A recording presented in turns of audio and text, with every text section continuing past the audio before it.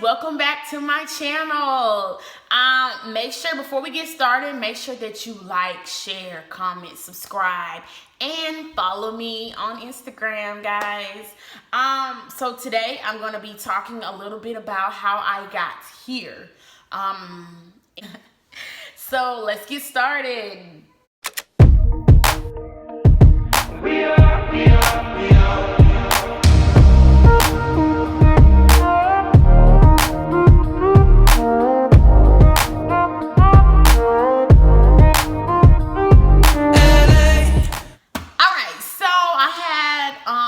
When I posted my first video, actually I want to thank everybody for the support and the views, the subscribes, the likes, the comments. Like, thank you guys. I had a couple people actually inbox me and want to know, like, how did I get here? So like I said, the reason why I started this vlog, this YouTube channel, was because I basically want to connect to other people like me, like other adoptees. And it ain't just for adoptees, like anybody's welcome to watch. And you might, something you might use something I might say can influence you or help you in a situation. So it's not really just for adoptees, but that was the main reason, because adoption is nothing that you normally hear people talk about. Adoption and depression kind of like weighs hand in hand. To me it does, because if you don't have the right support, the right education about the situation, if you don't have the right person to connect to comment about, you could slip into a depression. Trust me, I know, I've been there. I was depressed. And like I said, it was just a dark place, and the only thing that I really wanted was somebody that knew what I was going through to be able to talk and to discuss, you know. So we're going to Thembi Oshaki. I was born in South Africa. I am 26 years old, and I was adopted when I was 2. My adopted parents were missionaries, and that's how they ended up in Africa. So it really wasn't them looking to expand their family. They just was in Africa doing mission work. And my mother happened to stumble across a orphanage that I was in, because my biological mother was young. She was like 13 when she had me.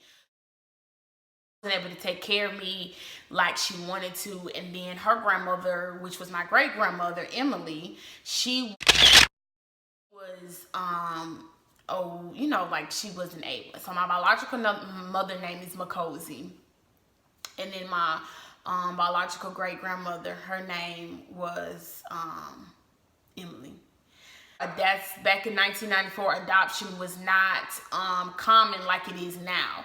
So my parents had to do a little more to be able to get me to come over here. So the process took a little longer. Like, my parents had to go before Supreme Court. They had to go before immigration. Like, they had to do other things, because, like I said, it wasn't normal. People were not doing it. It was, especially not a black child to a white family. Like, that's not what was going on. In 94, I came to the States, and where I lived with my adopted family in Tuscaloosa. With me being adopted at a young age, and not, like I said, not knowing anybody that was adopted, and not being able to talk to anybody about how I was feeling, it messed with me inside. Depressed, because I had the feeling of what was wrong with me, and why did my biological mother, why she didn't want me, and what did I do for her not to want me. And I wanted somebody to blame for my darkness, for my feelings, because I was insecure about myself.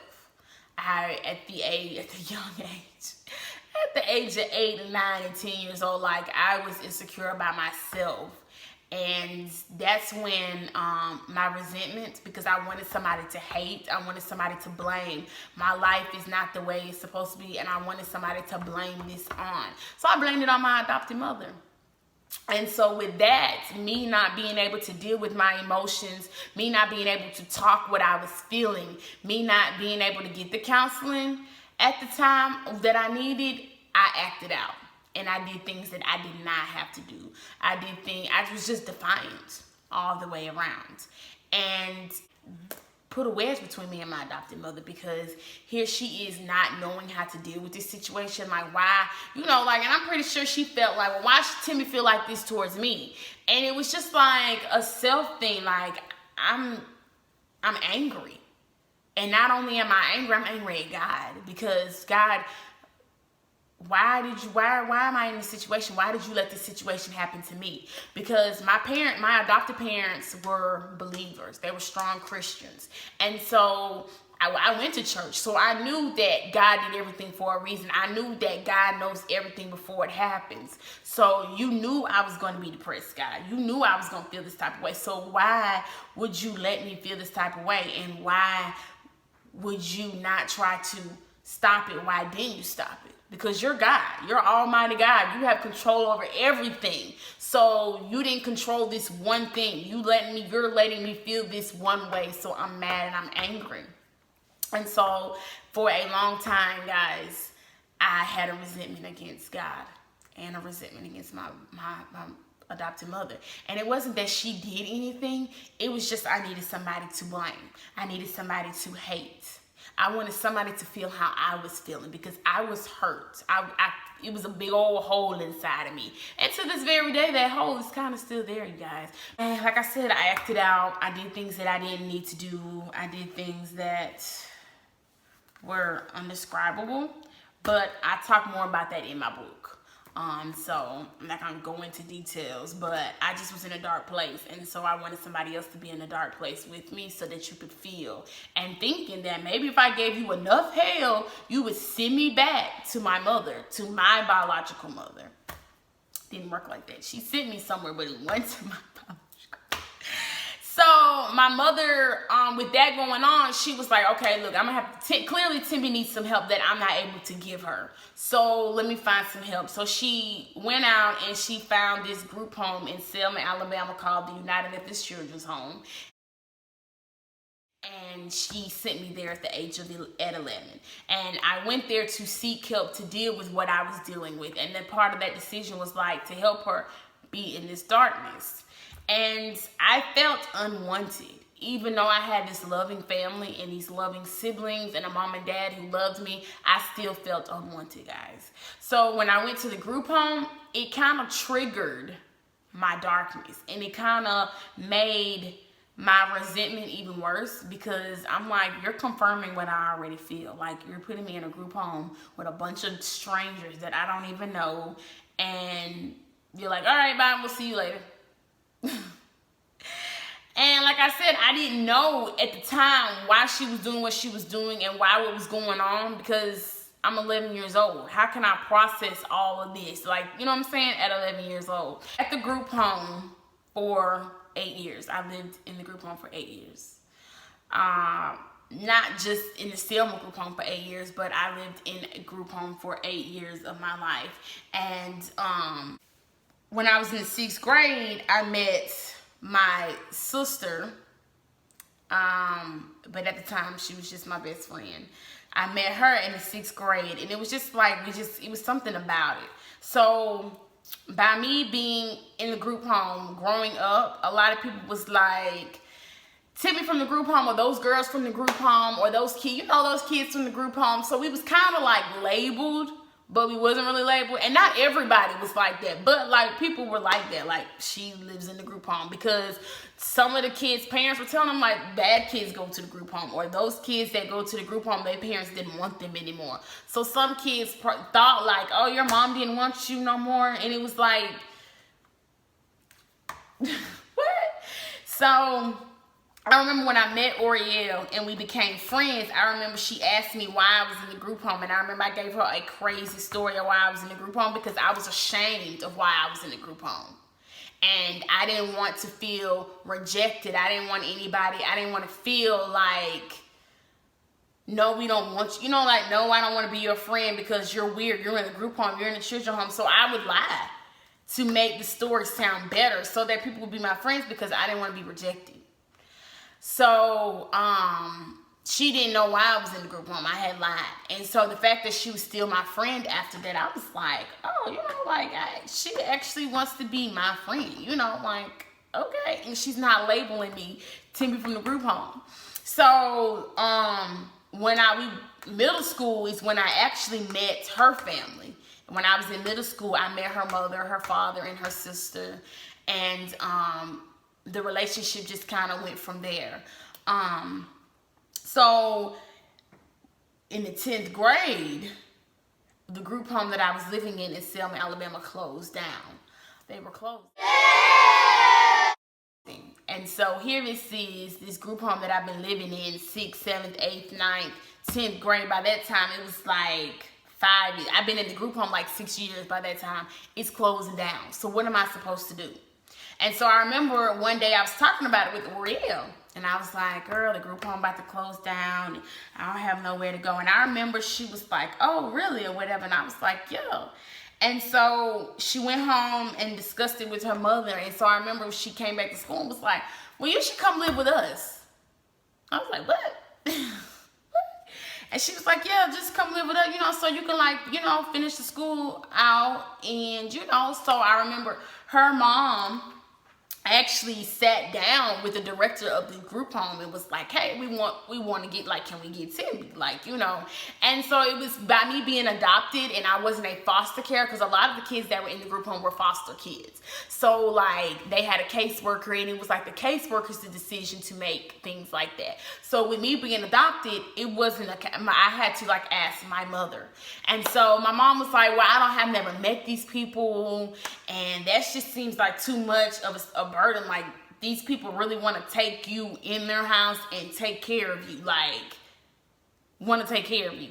And I was like, yeah, you know, like, yeah, she said. And so my mom was like, yeah, I don't know about that, Timmy, like, no.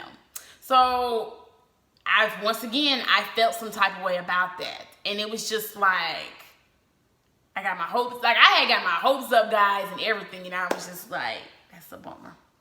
So, well, the group home said that for the kids that didn't have anywhere to go, like, they're gonna send you to another group home. So just go to the other group home, Timmy. And you know, you just have a couple more years in school, and then you'll be on your own. You can make your own decisions. Okay. So I remember I ended up going to the group home in Florida.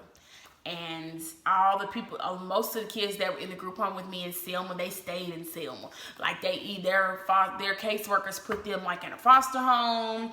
Some went home with some of the house parents that used to work there.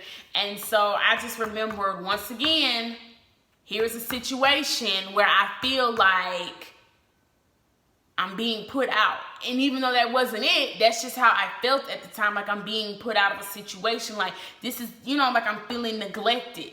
Because that's how I felt. I felt neglected. So I'm in Florida. It was in Pensacola, Florida. So I'm living in Pensacola, Florida at this group home. And I remember people, like, my friends back at home, they'd be like, oh, like, back in Selma, like, oh, Timmy, where you at? Like, you know, and I would lie and be like, oh, I'm down here in Florida staying with my aunt.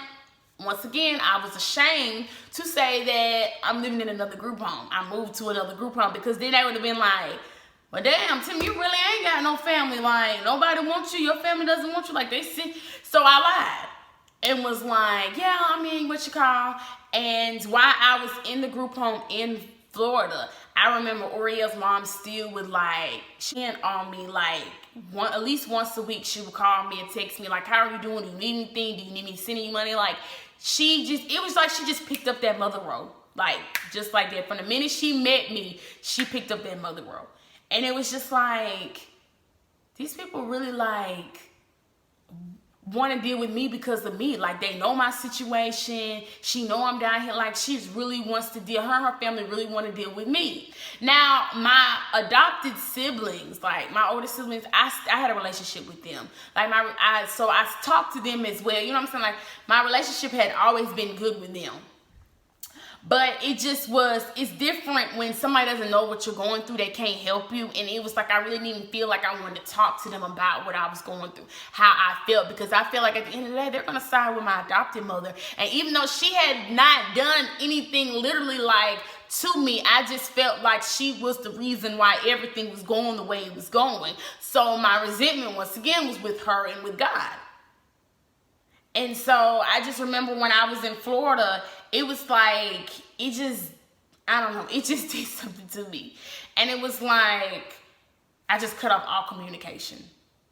And we didn't speak. I didn't speak to my adopted mother, y'all, for like a couple years. And I remember when I graduated from school in Florida, I moved back to Selma with the Malls, and it's been there ever since, and it's just been that way. Like, those girls are my sisters. Like, it's hella jail behind them. Like, blood would not have made us any closer. And it's so crazy because I'm like, now when I think back at it, I see the bigger picture. And it was just like, then you could have not gave me $1,000 to see the bigger picture. Like, you could have not nothing you could have told me, showed me, none of that would have made me feel the way I feel. And I really didn't start seeing the bigger picture till I moved back to Selma and moved in with the Malls. And when it actually all started coming together, guys, I was like, I am so stupid. Like, how can I be mad at this lady for doing the unthinkable? How can I be mad at God for keeping me through this whole situation? Like, I couldn't see the bigger picture, but I do now. Like, God blessed me with now I feel like God blessed me with 3 mothers. My biological mother, my mother who gave me hope for a new home, who brought me here, and then my mother who nurtures me, like, who is my backbone. You know what I'm saying? And it was just like, I actually won. All this time I'm thinking that I lost the situation, that I was losing, that I was not worth anything. I'm like, now I actually won. I have an amazing relationship with my adopted mother. We speak, like, we text, we talk on the phone. When I moved into my apartment, she like actually came up here. Like, and you could have not told me in 1,000 years that our relationship would be where it's at, because where I was at and how I was feeling, it was just like, I'm not coming out of this. But when it's just like, when it hit you, and it was just like, God was like, I never said it was going to be easy, Timby, and I understand how you feel. And to this very day, I still have issues. Like, I still have trust issues. I still have a little bit of, like, abandonment issues. Like, I still have, none of that stuff went away, but I just can deal with it, and I have somebody I can talk to about it. I have somebody now that helps me deal with my situations, because like I said, I have moments, I have times where because I do get depressed, guys, and it's the little things that trigger my depression. So somebody could say something wrong, or I could take a text message the wrong way and it'll throw me in depression. And I'm not gonna tell anybody, but if you know me, then you know, like, something's not right. Like, I'll go off the radar and I won't call nobody. I won't talk to nobody. So then when I moved to Selma, I started going to Selma University, and I graduated from Selma University with my BA in business. And then I moved to Tennessee. I moved up here to Tennessee with my sister and her husband and their 4 kids. And I'm telling y'all, the lessons that I have, the life lessons that I have learned in the last year with moving to Tennessee have been life-changing, eye-opening. Like, I feel like I have matured so much as a person moving here. And my relationship with my sister Sarah, I feel like, has got so much stronger since I moved here. My relationship with my adopted mother has improved so much with me moving here, because, you guys, I just look at things differently. Like, my relationship with God is not the best. It's not where I want it to be, but it's growing, because now I actually have things that I can actually look back and be like, only God. And so with me moving here to Tennessee, like I said, and living with my sister is moved. Like, God literally works in mysterious ways, and God literally, it might not look like it, because there were days when I was living with my sister that I was like, okay, I'm about to pay my stuff up and go back home.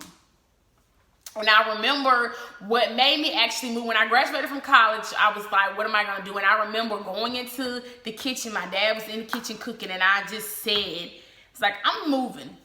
And he was like, okay, moving where? And I was like, I'm going to move to Tennessee. Because I was like, I have family up there, so if something was to fall, not go through, I have family that I could, So I remember he told me, he said, well, you're not going to know if you are able to do it unless you do. And he's like, if you fall and it doesn't happen, it doesn't work, it's like me and your mother are here to pick you up, but you have to get out there and try it. Like, you have to try it. And so when he told me that, I was like, okay. And literally, you guys, they have been nothing but supportive in my move up here. Like, nothing but supportive. Them and my sister Sarah, like, I don't know what I would do without them. Still do have anxiety. I still do slip into depression. Like, I slip, and it doesn't take much to slip me into depression. And it's so crazy because I think my sister Sarah knows now, like, when I'm slowly slipping into depression, because she'll be like, come, let's talk. Let's talk about it. What's going on? What's wrong? Or she'll text me and be like, why are you so pissy? What's going on? Talk to me about it. So, to get attached to something, and then who's to say for it to wake up one day and then they just be like, okay, you know, you gotta go. Or I don't want it to be ripped from me. So it takes me a while to get attached to something. It takes me a while to actually adapt to something. And it's like, I've been with the malls for years now, and I'm still like, but that's just part of detachment order. And I remember my psychiatrist telling me, like, no matter what you could be in a marriage. Like, you can be married to me and you're always going to have that thought of, what if he wakes up today and doesn't want me? You know what I'm saying? Or what if I wake up today and nobody wants to be bothered with me and nobody wants to. And so, like I said, even though I know that's not going to happen, it's just how it just plays in the back of my head. Now, like I said, my relationship with God is a little better now. So I actually now can sit and like actually I'll be like, okay, God, I'm slipping. Help me get out of this. And so journey, who would have ever thought that I would be here on my YouTube channel talking about it with you guys. And like I said, helping and trying to help the ones that are going through it, trying to help you cope through it. Like I said, my inbox is open for any type of questions and answers and advice. It's so funny because I'm a part of a couple adoption support groups and adoptee support groups. And I just remember one of the guys that are actually in the group, because I let them know like I'm doing this or whatever, and they read it and they watched my video and they were like, so you're really about to do this? And I was like, yeah. He was like, do you know if this really gets out? Do you know how many people you're going to like help and deal with this? And he was like, because it's not always about a psychiatrist telling me how to feel about it, a book telling me how to feel about it. Like, it's different when you're reading it or somebody that's not been through it tells you versus somebody that's been through it telling you how they dealt with it. Like, you're going to have days that you're going to cry yourself to sleep. You're going to have days that you feel like you're not wanted. You're going to have days that you just feel like you're going to always think, well, if I was with my biological family, how would my life be? I ask myself that every single day. And I'm 26 years old. And I ask myself, if I had a relationship, if I lived with my mother, how would my life be? You know what I'm saying? And so, but it just comes with the situation. Like, we did not choose to be in this situation.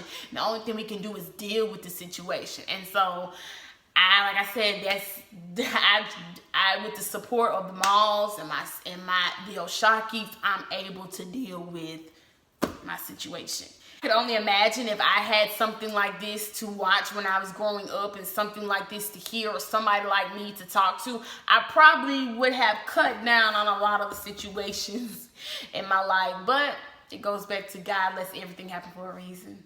And that is my reason. I hope you guys enjoyed this video. I hope you guys were able to be educated. And I don't do this stuff to make anybody feel no type of way. It's literally just an educational thing. Like, I want to educate the other people that are out there like me. I want to let them know that there is hope. There is light at the end of the tunnel. That sounds really bad though, but yeah. And like I said, please like, share, comment, subscribe, and I'm going to see you guys next time. Thank you guys for listening. Bye.